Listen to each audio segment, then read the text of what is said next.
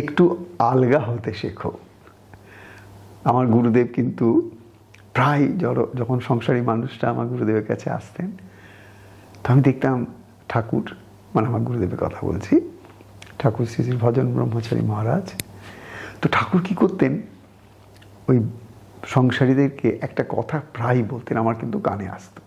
সেটা হচ্ছে, দেখ, সংসারে থাকতে গেলে কিন্তু একটু আলগা হতে শেখ, সব কিছুর মধ্যে মাথা দিস না।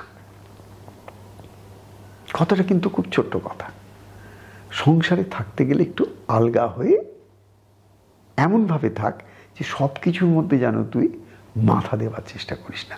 অনেকের দেখবে সংসারের মধ্যে থাকে, সব কিছুর মধ্যে তার একটা ওপিনিয়ন দেওয়ার দরকার পড়ে, মানে সে সব কিছু দেখবে, সব কিছু একটা কানে রেখেছে, সে কোনো কিছু শুনলেই চপ করে এসে সে একটা কিছু বলতে আরম্ভ করবে, মধ্যে সে একটা তার ওপিনিয়ন বলবে, মানে কি ঠিক তাকেই বলতে হবে, এবং সবাইকে তাকে সেটা যে ঠিক যে বললো সেটা অবশ্য সবাইকে মানতে হবে।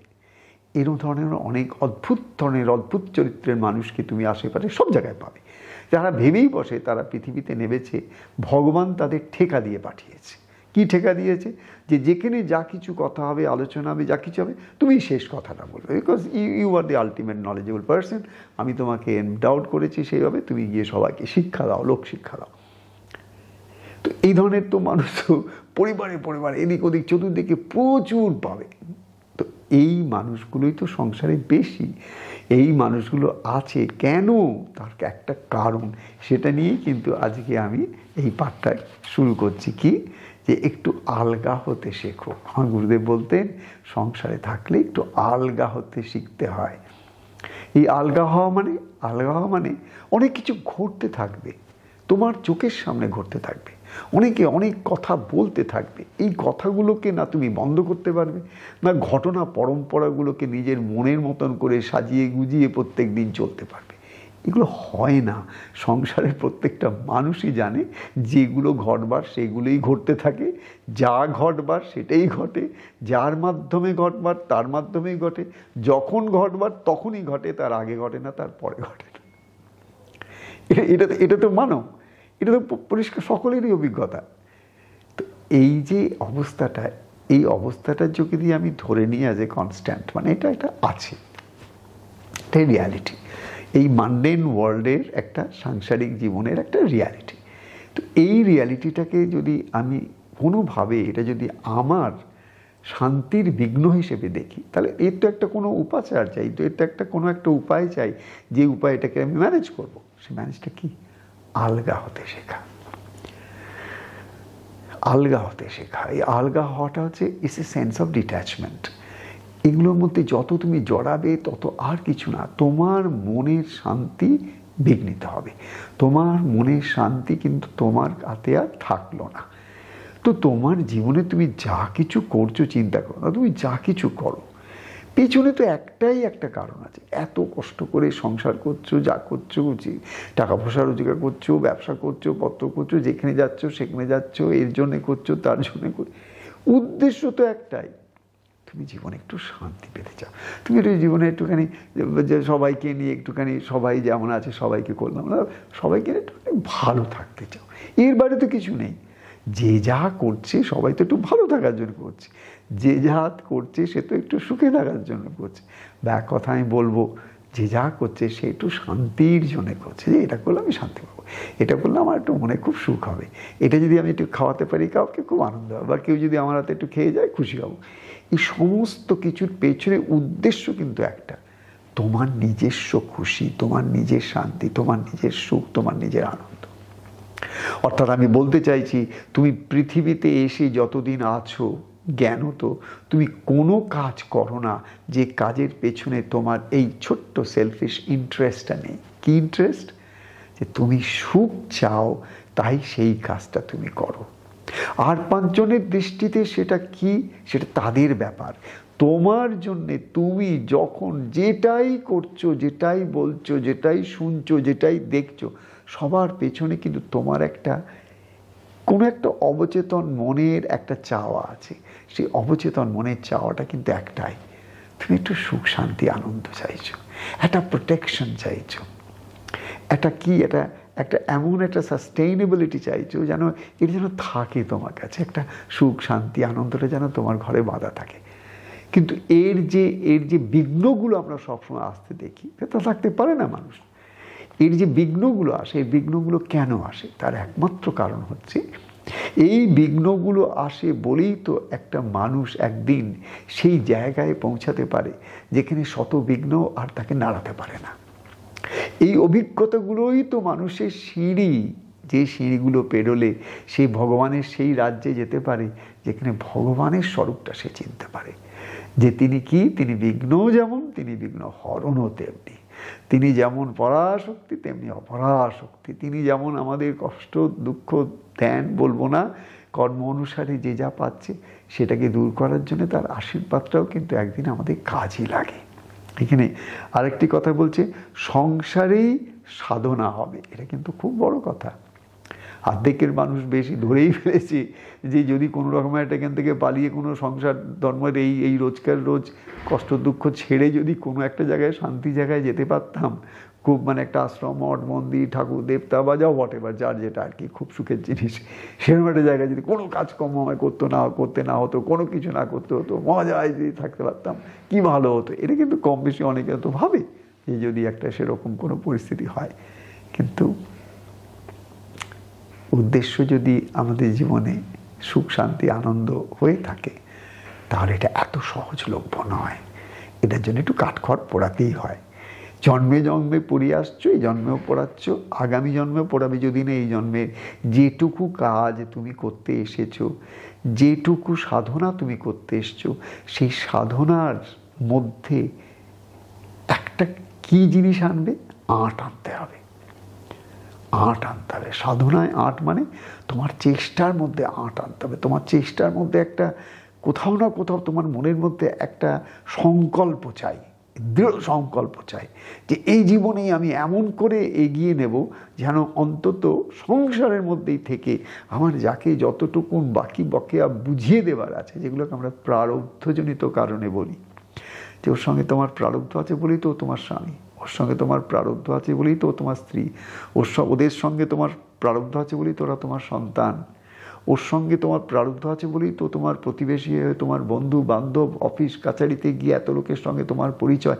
সবার সঙ্গে কোথাও না কোথাও একটা কার্মিক কানেকশন আছে। এই কার্মিক কানেকশনসগুলো নয় তোমাকে কেউ এসে একটু সুখ দিয়ে যাচ্ছে, আর নয় এসে তোমাকে দুঃখ দিয়ে যাচ্ছে। এই সব কার্মিক, অর্থাৎ কর্মজনিত কারণে এরা সব তোমার জীবনে আসছে।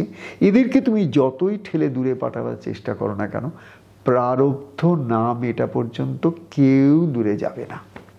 যেদিন প্রারব্ধ মিটে যাবে, এটা আমার কাছে শুনে রাখো, যেদিন তার সঙ্গে প্রারব্ধ মিটে যাবে সেদিন তুমি চাইলেও আর তাকে ধরে রাখতে পারবে না। যেদিন তোমার সঙ্গে তার প্রারব্ধ ফুরিয়ে যাবে সেদিন তুমি তাকে চাইলে আবার ধরে রাখতে পারবে না। এটা দুভাবে হতে পারে, হয়তো সে মানুষটা তোমার কাছে থাকলো না, আরেকটা হতে পারে সে মানুষটা তো মারা গেল। দুটোর মধ্যে একটা। প্রারব্ধ যখন শেষ হলো তারপরে আর তুমি কিন্তু তাকে আর পাচ্ছ না।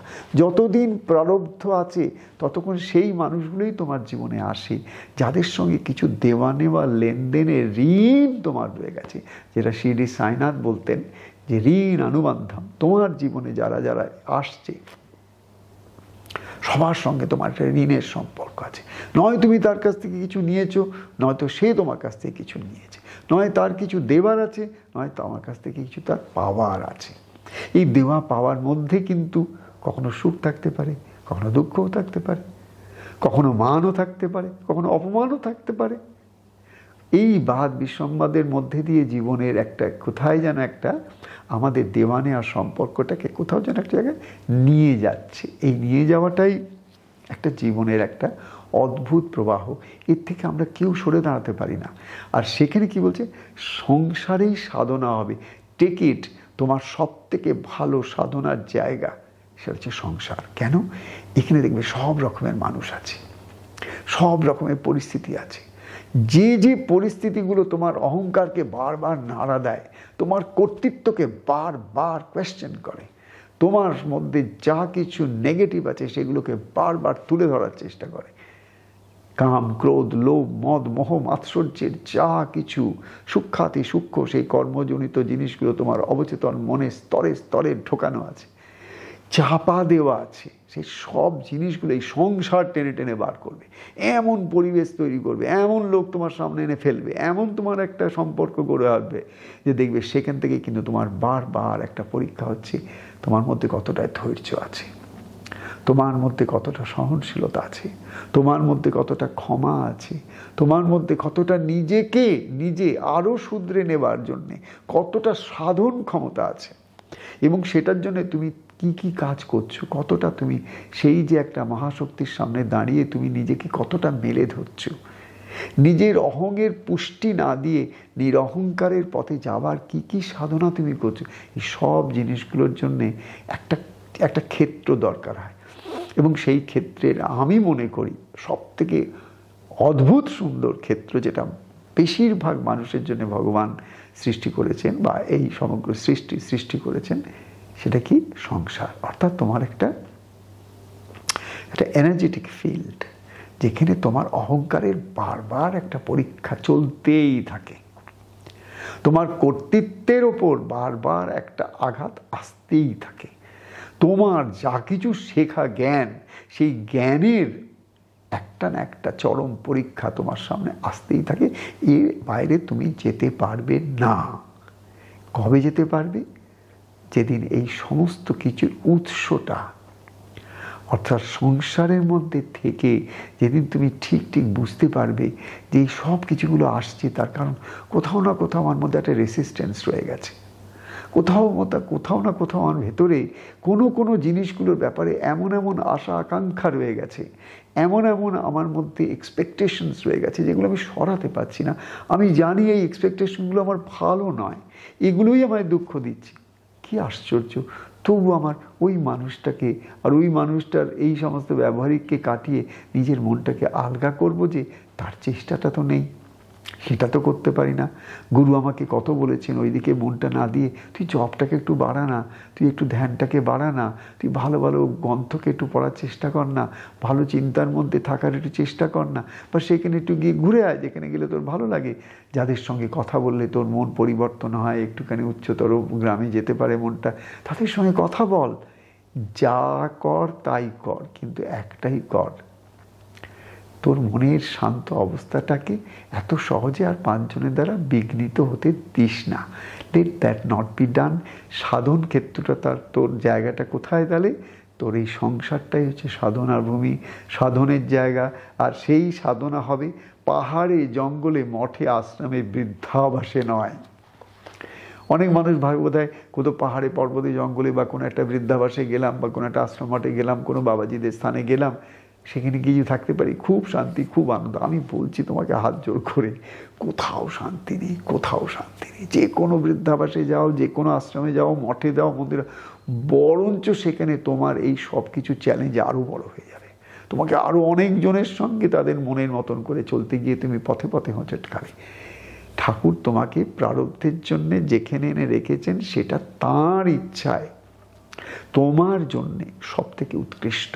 তুমি এই পরীক্ষাটা কোনো রকমে যদি একবার সত্যি মন স্থির করে যদি ঠিক উত্তরগুলো একবার লিখতে পারো এবং তার রেটিংয়ে যদি পাস করে যেতে পারো, তাহলে তোমার প্রারব্ধটা যেদিন শেষ হলো সেদিন তোমার তপস্যাও শেষ হয়ে গেল।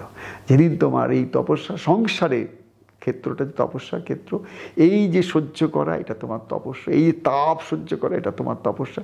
এটা করতে করতে যেদিন তুমি এটা পেরিয়ে গেলে, আনন্দই আনন্দ, তোমার কিসের চিন্তা, হয়ে গেল তো তোমার কাজ। এবার তুমি যেখানেই থাকো, রোদে জলে, আর তোমাকে কেউ জ্বালাতেও পারবে না, পোড়াতেও পারবে না। তার কারণ তুমি ভেতরের মানুষটার সঙ্গে একটা নিবিড় সম্পর্ক এর মধ্যেই গড়ে নিয়েছো যে আমার আপনজন বাইরে নেই, আমার আপনজন আমার ভেতরেই আছে, আমার আপনজন আমার আত্মা, আমার গুরু, আমার ইষ্ট, আমার সেই মনের শান্ত ভূমিটাই হচ্ছে আমার আপনজন। সেই state of silence, that state of being, আমার ভেতরে একটা অস্তিত্ব আছে, সেই অস্তিত্বেই তো আমার অস্তিত্ব। সেই অস্তিত্বটা ঘুমোয় না, সেই অস্তিত্বটা খায়ও না, কিছুই করে না, এগুলো সব দেহজনিত কাজ, কিন্তু সেই অস্তিত্ব সব কিছুর মধ্যে তার শক্তি সঞ্চার করে রেখেছে বলে সব কিছু চলায়মান চলছে। এই ভাবটাকে আমি যত বাড়াবো তত কিন্তু জানবে সংসারেই থাকো, জঙ্গলেই থাকো, যেখানেই থাকো, তখন তোমার আনন্দ তোমার কাছ থেকে কেউ ছিনিয়ে নিতে পারবে না। জয় ঠাকুর, জয় ঠাকুর, জয় ঠাকুর।